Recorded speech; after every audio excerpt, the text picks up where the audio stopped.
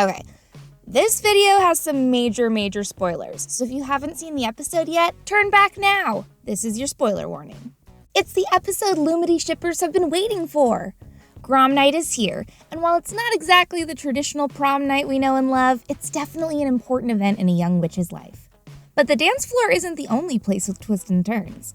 This episode has some major plot developments that I didn't see coming, so we're gonna unpack them all together. I'm Whitney Van Laningham, and today we're breaking down Season 1, Episode 16 of The Owl House, Enchanting Grom Fright. Before we get started, I want to give a shout out to our super nerd sponsor of the day, Charles Sheed, for supporting us on Patreon. The internet has been going nuts with speculation about this episode in the weeks leading up to it, so expectations were pretty high. Especially when @AngelLucas136 told Dana Terrace that there was no possible heterosexual explanation for this promo image of Lumity, and the show's creator responded, "There really isn't," which confirmed for all of us that our Lumity shipping is really happening, y'all! But with that excitement came a lot of anxiety. Before watching the episode, I was on Reddit checking out other people's predictions, and man, some of you guys made me nervous. I gave myself anxiety reading people's theories about the possibility of Luz rejecting Amity or Luz's mom coming to the Boiling Isles to drag her home for good. But thank God none of those things happened. At Hexside, Grom Fright is the one night a year when a selected student is chosen to battle Prometheus the Fearbringer. Amity is named Grom Queen by Principal Bump, but because this school dance comes with a risk of imminent mortification, she's not too stoked. The Grom is a creature kind of like a boggart in Harry Potter. It's a shapeshifter, and it assumes the image of whatever the person it's fighting's greatest fear is. But instead of just shouting "ridiculous" and giving a big ol' spider some roller skates, Amity will have to defeat the Grom, or else it will unleash upon the Isles and force everyone to visualize what they're most afraid of. Side quest? How is Grom Queen chosen exactly? I didn't see anybody vote. Is this like a Triwizard Champion sort of thing where you're magically selected? Or did Principal Bump choose her because she's the top student? Also, do any other witchy schools on the Boiling Isles participate in this, or is Hexside the only one? Amity is freaking out about being chosen, because her biggest fear is something really embarrassing. But luckily, Luz decides to volunteer as tribute and take her place to fight the Grom. Obviously, she does this partially because she's just a sweetheart who loves helping her friends. But she's also determined to show Eda that she's capable of taking down a monster of that magnitude. Eda will be chaperoning Grom Night, so she'll have a front row seat to watch Luz battle it out. At first, Luz's fears are just super friggin' funny. The one where she's afraid to debate jerks online is very clearly going to piss off incels and neckbeards worldwide, and I'm equal parts excited and terrified for that comment section. But seriously, there's nothing worse than debating a jackass on the internet. Except for maybe cats with human souls that don't want to be there trapped inside. That one's gonna haunt me. We also learn that Luz is lactose intolerant, so that's a fun fact. At the end of the episode, we also see Gus and Willow's greatest fears. Gus is afraid of clowns, and Willow is afraid of ladybugs. Okay, clowns I get. Juggalos can be intimidating if you're not about that Faygo life. But ladybugs? Isn't Willow on the plant magic track? Ladybugs are a pretty common part of gardening, baby girl. You better get used to them. And speaking of gardening, Luz learned a new spell. In the beginning of the episode, she finally masters a plant glyph, which will come in handy later when she's battling the Grom. When Luz heads into the gym to kick off Grom Night, we see a gay couple grooving to the music on the dance floor. Yes! Multiple confirmed friends of Mara in this series. Awesome job, Disney. Like I said in my last video, these types of characters don't often get screen time this early on in a network show, so this shows real progress and promise for future eps. Another funny background gag I noticed was when Amity busts into Luz's room. She says that she'll beat up Hootie if he talks to her one more time. And when he pops his long-ass neck into the room to make a comment later, Amity goes to town wailing on him. The next time we see Hootie, he has a little black eye patch over one of his eyes. Man, continuity like that is such a vibe. With Gus and King as MCs cheering her on with the rest of the school, Luz descends into the Rancor Pit-type fighting arena to begin her battle.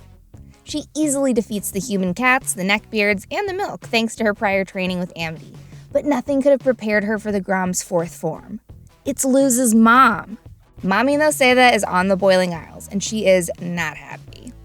Luz can't deal with her Grom mom criticizing her about her studying magic instead of going to summer camp, so she races out of the gym. Eda follows her to help her take down the creature, but before she can deliver the final blow, Amity shows up to fight it. Amity admits that she should have fought this battle on her own and decides to face her fears. The Grom shapeshifts once more, and this time turns into a shadowy figure that looks suspiciously Luz-shaped. The figure takes a note out of Amity's pocket and rips it in half. Luz realizes that Amity's greatest fear was being rejected by her crush when she asked them to Grom, so Luz asks Amity to Grom on the spot. Eee! And okay, I know she only asks her as friends, but come on! We haven't even talked about how cute they look. Luz has on a very cool tuxedo/tutu mashup, and Amity has on a pink dress. Just have them smooch already! Luz and Amity start dancing together to take down the Grom once and for all. Through their dance magic, they're able to combine Amity's abomination magic with Luz's newfound plant glyph spell on a construction coven's power-up to defeat the Grom together. The abomination transforms into a giant tree, and Luz and Amity are officially crowned Grom Queens. It's also finally revealed that Amity was planning to ask Luz to Grom all along. Yes, I knew it. I totally wasn't freaking out over all those theories saying that they might break up. JK. Even the thought of that destroys me. But where is Lumity shipping gonna take us now? Luz did ask Amity to prom without Amity even having to pass her that note, but she obliviously asked her to go with her as friends. And while friendship can sometimes blossom into romance, it seems pretty clear that Luz's mind isn't on dating right now. But come on, everyone saw the cute chemistry between them during that dance, right? They were electric. Even if she doesn't feel something right now, maybe Luz will keep spending time with Amity and fall in like with her later. Then again, maybe she won't. Luz hasn't shown any direct signs of liking Amity, so it's possible that Amity's crush on her will go unrequited. And while we don't know what Luz's romantic preference is, we do know that Amity's parents don't really want her associating with lesser witches. My guess is that Disney won't do an episode about outright homophobia, i.e. it being a big deal that Amity likes Luz because they're both girls, but rather they'll mask it by making it about witching world classism. I predict that Amity's parents or siblings will somehow find out that she's crushing on a human and try to put a stop to it.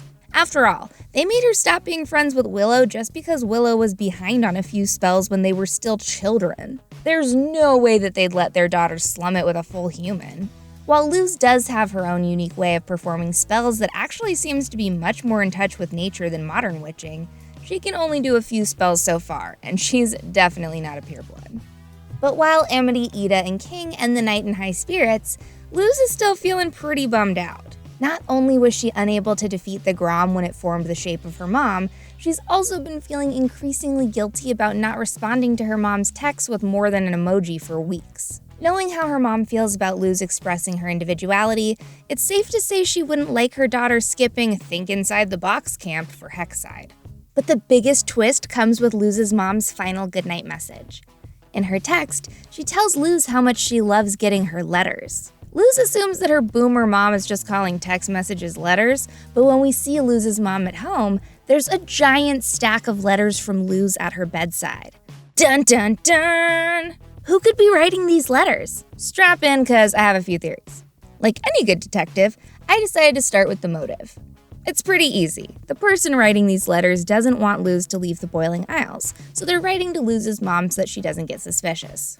There are plenty of characters who don't want Luz to leave. Gus and Willow because they're her best friends, Amity because she has a crush on her, Eda because she's been giving her a chance to become a mentor, King because he's been vocally worried about Luz leaving for a while now, or possibly a villain like Emperor Bellos, Lilith, or Tibbles, with way more nefarious reasons for keeping Luz on the Isles. Obviously, the next thing I set off to do was to compare handwriting amongst the cast. I've seen a lot of speculation that Amity is writing the notes, but if you compare the letters, while similar, these are two different fonts. Notably, Amity doesn't dot her I's with a circle, nor does she cross through the letter Z with a strike. Also, Amity clearly knows how to spell her crush's name, so I don't think that she'd spell her name wrong. We see Gus's handwriting in Understanding Willow, but he writes in all caps. King's handwriting is about as clean as a 4-year-old with a crayon, so he's likely out of the running too, even though he seems to be the most likely victim to misspelling Luz's name.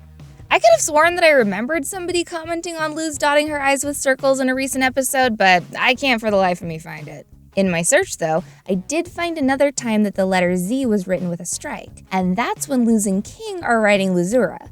meaning that this forgery is mimicking Luz's actual handwriting. Now, this could either be from a keen observer of Luz's writing, or possibly from someone with access to illusion magic. The letters also need to be delivered to the human realm, meaning the letter writer needs consistent access to either Eda's door or a similar one. So with that in mind, Eda is looking like the prime suspect, unless Lilith or Emperor Bellows have secret motives for keeping Luz on the Isles and are using their myriad of powers to throw off her mother's suspicions. I'm still leaning towards Eda, and either she's grown attached to Luz or she actually knowingly lured her to the Isles to help cure her curse and has been playing dumb to hide her motives.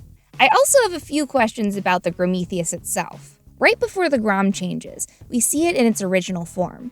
Is it just me, or does the Grom's shadowy body and big round glowing white eyes look a lot like the figure from Eda's nightmare in The Intruder? Eda asks that figure if it's the one that cursed her, but gets no response. On one hand, this could totally just be artistic direction. Maybe the artists just draw their mysterious monsters like this to build suspense. On the other hand, what if the Grom has something to do with Eda's curse? I've been racking my brain trying to think about how this could be possible, and so far, I don't really have much concrete evidence. We know that the Grom is like a boggart, in that it's more psychologically dangerous than physically. The Grom itself wouldn't have cursed Eda, because I don't think that they have those kinds of powers. But perhaps a Grom was involved somehow in Eda's cursing. For example, maybe the Grom, disguised as her greatest fear, lured her to her attack.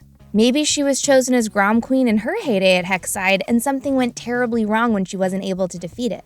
Or perhaps there were Groms in the challenges she faced leading up to what got her cursed. Whatever the case, I'm dying to find out if the similarities between these two creatures is a coincidence or something more. Finally, let's talk about this week's mystery code. To refresh your memory, last week the code read, 2 witches torn apart, now alone, 2 hearts of stone, a curse of feathers and. This week, the secret glyph was found on the Grom banner at Hexside and reads mud. So, plus the acrostic from the episode titles, we have a witch loses a true way, 2 witches torn apart, now alone, 2 hearts of stone, a curse of feathers and mud. There's a couple of things that mud might be. My first thought was that it might be referring to that goop that abominations are made out of. That stuff looks kinda muddy, and maybe the thing that cursed Eda attacked her with one. The mud could also just be referencing to more owl things. Eda's nest is made out of twigs, branches, feathers, mud, and animal carcasses, so maybe that's what it's talking about. There's also the possibility that we haven't seen this mystery mud yet. Maybe there's a mud pit somewhere on the Boiling Isles with dangerous creatures and toilsome adventures. Or maybe we'll just have to wait for next week's clue to find out more. These are my thoughts about Grom Fright, but I want to know what you guys think in the comments. Like and subscribe to Nerdwire, and let me know down below who you think the author of those fake Luz letters is.